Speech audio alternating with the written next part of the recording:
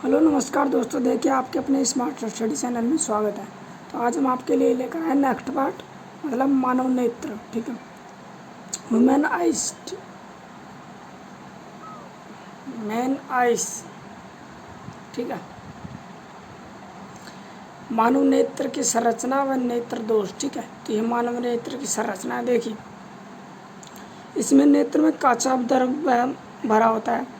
इसमें पीछे की ओर उत्तर लेंस लगा होता है। ठीक है, तो इसमें जो ये साइड में ये होता है, इसको आइरिस की पेशी कहा जाता है। ठीक है, और बीच में होता है पुतली होती है, और इसके बाहर की साइड जो दिखाई देता है वो कॉर्निया कहता है। ठीक है, इनके मध्य तेज द्रव भरा होता है। ठीक है, और ये पीछे जो ये पेशियाँ होती हैं जिससे उत्तर लेंस की तरह जुड़ा होता है, वो पक्षमाभी पेशी या शेयरली काई कहलाती है। ठीक है, इससे दो मांसपेशियाँ निकलती हैं जो मस्तिष्क में ऑप्टिक नर्व के नाम से कहलाई जाती है। ठीक है, तो यह एक बिंदु होता है जिसे येलो स्पॉट या पित्त बिंदु सबसे स्पष्ट प्रतिबिंब बनता है यहाँ पर।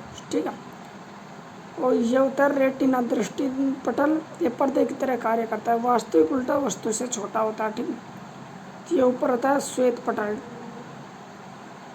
ये देखिए, कोराइड या काला प्रकाश को अवशोषित करने का काम करता है। ठीक है, तो नेक्स्ट देखिए, नेत्र मानव शरीर का एक महत्वपूर्ण अंग माना जाता है। मानव नेत्र एक गोलाकार संरचना होती है जिसका व्यास 2.5 सेंटीमीटर होता है। नेत्र के चारों ओर 3 स्थिर झिल्लियों का आवरण पाया जाता है। ठीक है, श्वेत पटल या पहली झिल्ली है श्वेत पटल या स्क्लेरा, दूसरी है कोराइड, तीसरी है रेटिना या दृष्टि पटल, जो हमने आपको ऊपर बताया नेत्र की संरचना के अंदर। ठीक है, नेक्स्ट देखिए,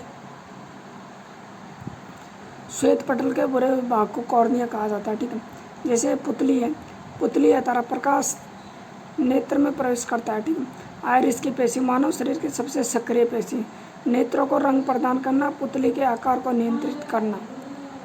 ठीक है, कॉर्निया आँख का दान करने योग्य भाग जो मृत्यु के 4 से 6 घंटे तक के अंदर लगता है। ठीक है, कोराइड, यह श्वेत पटल के नीचे काले रंग की परत पाई जाती है जिसका मुख्य कार्य नेत्र को ऑक्सीजन व पोषण प्रदान करने का कार्य करती है।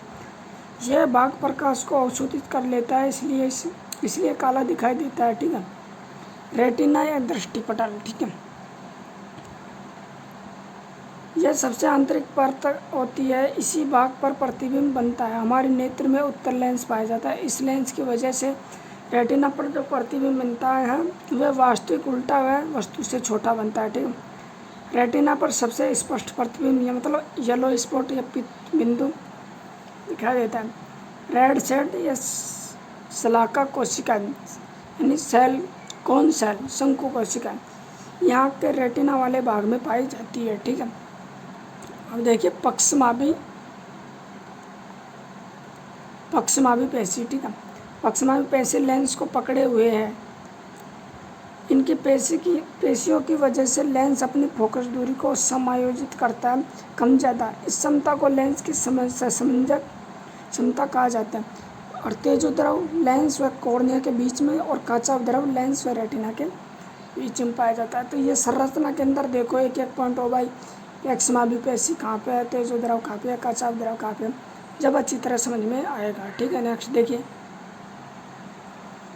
दृष्टिपरास मतलब मनुष्य का निकटतम बिंदु 25 सेंटीमीटर व दूरस्थ बिंदु अनंत होता है। इसके बीच की दूरी को दृष्टिपरास कहा जाता है। कोई प्रतिबिंब रेटिना पर 1/10 सेकंड तक रुकता है। ठीक है, नेत्र दोष। अब नेत्र दोष देखिए कौन कौन से नेत्र दोष पाए जाते हैं। दूरदृष्टि दोष या रोग या हाइपरमेट्रोपिया। इस रोग के अंदर व्यक्ति को दूर की वस्तु स्पष्ट दिखाई देती है जबकि पास की वस्तु धुंधली दिखाई देती है।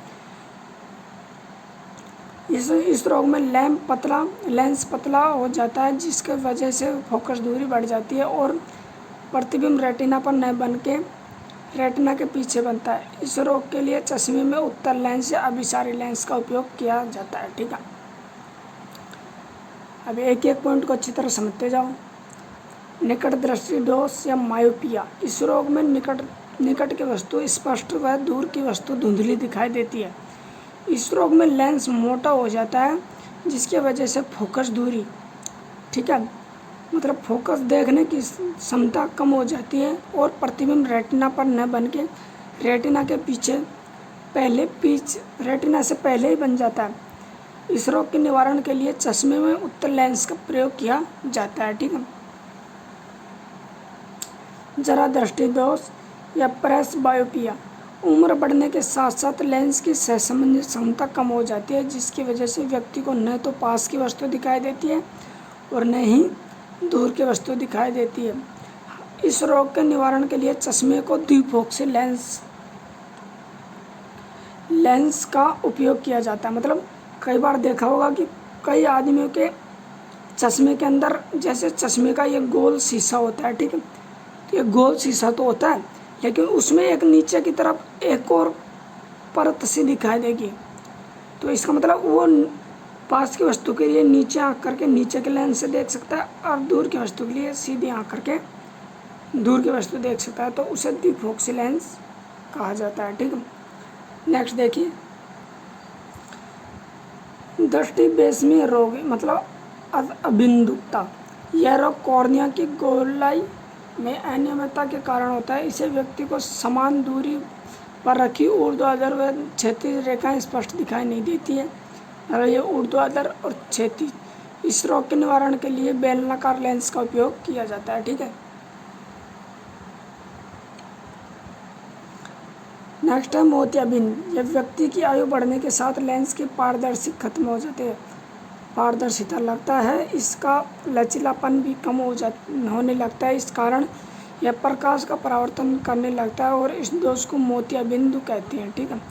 आधुनिक विधि में मोतियाबिंद लेंस को हटाकर एक कृत्रिम लेंस लगा दिया जाता है, जिसे इंट्रा ऑक्यूलर लेंस कहा जाता है, ठीक है। तो नेक्स्ट देखिए, नेत्र की सहसंबंधक क्षमता। मनुष्य एक ही नेत्र से पास रखी वस्तु व दूर रखी वस्तु को स्पष्ट देख सकता है। इस प्रक्रिया में लेंस अपनी फोकस दूरी को समायोजित या कम ज़्यादा कर लेता है। इस प्रक्रिया को लेंस की सहसंबंधक क्षमता कहा जाता है। तो ये हमने आँख का मतलब मानव नेत्र का पूरा पाठ करा दिया कि कौन सा तो आँखों में दोष होता है, ठीक है। ये सब कुछ बता दी कौन सा लेंस का उपयोग किया जाता है। तो अगर वीडियो अच्छी लगी तो वीडियो लाइक करो, चैनल को सब्सक्राइब करो, अपने दोस्तों में शेयर करो। धन्यवाद।